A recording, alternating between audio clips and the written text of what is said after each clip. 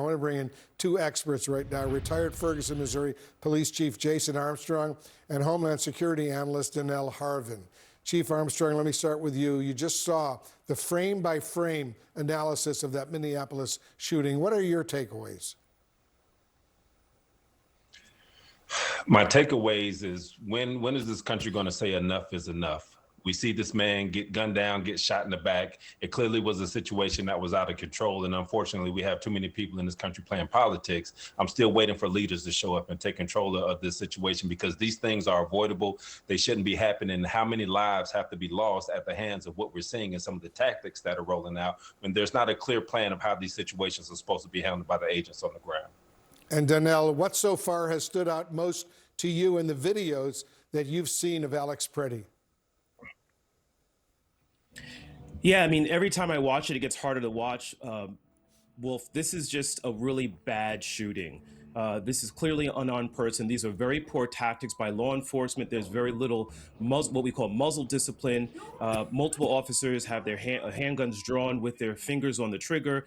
It could be accidental discharge. We don't know. The fact of the matter is, this is a circular conversation, Wolf, because the reason why Alex Preddy got shot was because he was out there recording law enforcement. Why does he have to do that? Because none of these officers, from what I can tell, had body-worn cameras. And the chief can tell you that is the standard in law enforcement. We wouldn't need to be out there recording these officers and what they're doing if they wore body-worn cameras, because there would be evidence of their actions.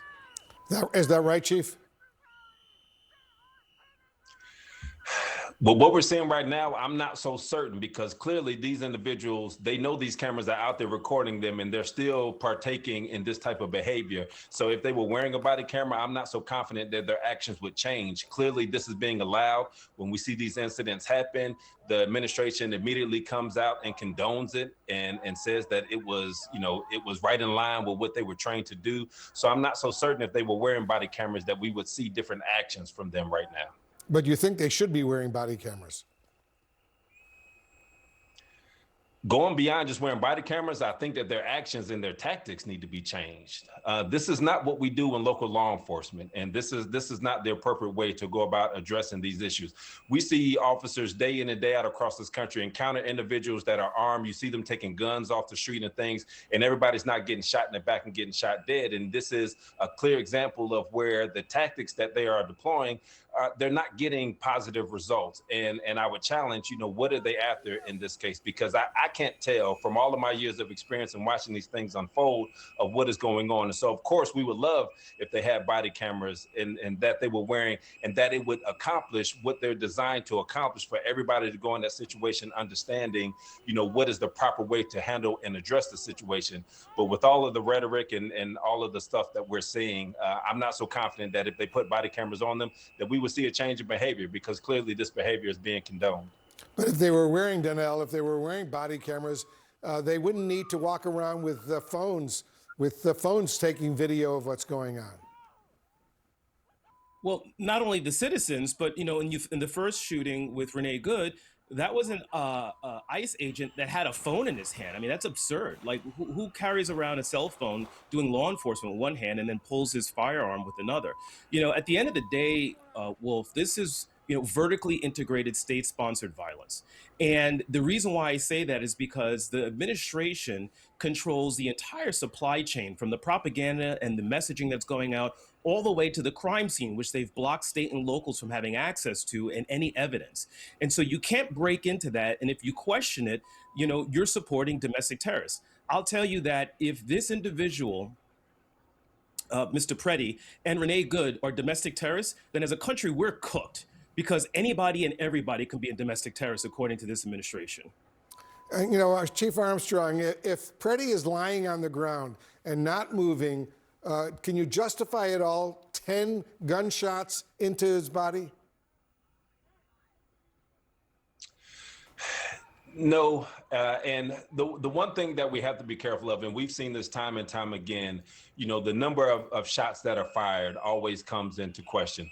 What I don't know from watching this video is if all 10 rounds came from the same individual and the same weapon, or if multiple officers started shooting. We see the video slowed up to where we see what appears to be the initial officer that starts firing into Mr. Preddy's back, but I don't know, as the shots continued, if there was additional shots that were fired from another individual. And that's one of the challenges that you have, when you have a group of officers that, all join up and nobody is taking control of the situation. So you don't know what the next person is doing. And it's real chaotic. When you hear somebody start yelling gun, gun, gun, you see somebody pulling a gun out. And what we don't know from that agent's view is when he sees that gun being pulled out, can he even tell who was pulling it out? Because what we're able to see from the video is that it was another law enforcement officer that was pulling the gun out and removing it from Mr. Preddy. The officer that initially started shooting, we don't know, if he could tell that or not. And that's part of the challenge when you have these chaotic scenes, and you have the officers that are just running up, start grabbing people, and then all of the chaos that ensues. That's why it makes it that much more difficult for us to manage and navigate these. And as we're seeing now, they're leading to some very, very tragic and unfortunate outcomes. Let me get Donnell to weigh in. What do you think? Yeah, and the other thing is that we would never, and the chief knows this, I did forensics for 10 years, we would never come to conclusions just based on footage like this. You need to properly process a crime scene, you need to do ballistics, we get out there with high-end 3D imaging and Leica cameras and the medical examiner's report. We have none of that. In fact, the administration came out within hours and said, nothing to see here, these ICE agents and CBP agents are heroes, this was a domestic terrorist, move about your business. And that's just not how investigations are normally done. And that's why the public lacks confidence in anything that DHS is going to say out of this particular tragic case. And Donnell, I want to follow up and play for you what a top Border Patrol official, Gregory Bovino, told my colleague Dana Bash yesterday. Listen and watch this.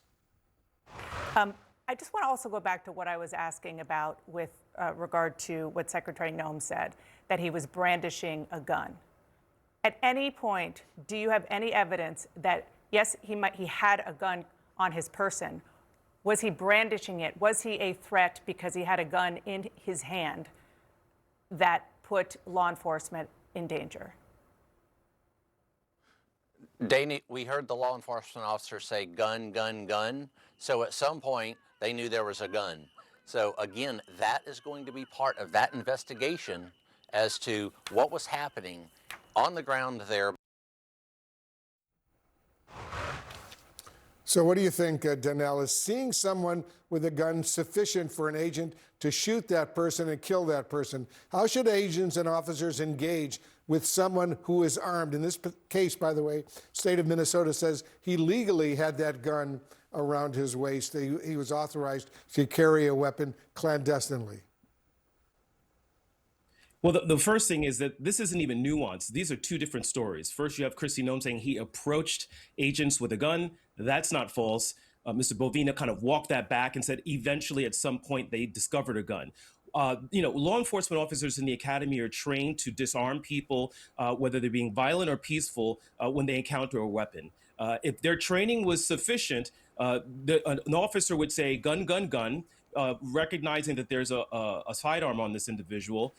As they're trying to recover the gun, once someone says, hey, I got the gun, there should be some positive affirmation that, hey, gun retrieved, I've got the gun or something. It doesn't look like from the camera angles in the video we have that was done. And so some of these officers, these CBP agents may have been under the impression that this person was still armed. We don't know. We don't know how many guns were fired. We don't know if there was an accidental discharge that led to this kind of sequence of multiple discharges. We just don't know. And so I think this goes back to the training that everyone's been talking about that's been widely reported with these Customs and Border agents and ICE agents are getting. They're just not really trained for urban policing. This is something I was trained in the academy. The chief was trained in this. He trained his staff in this. They don't have these type of tactics, techniques, and procedures in their back pocket to manage these situations. Yeah, good point indeed. All right, Donnell Harvin and Jason Armstrong, to both of you, thank you very, very much. And we'll be right back with more news.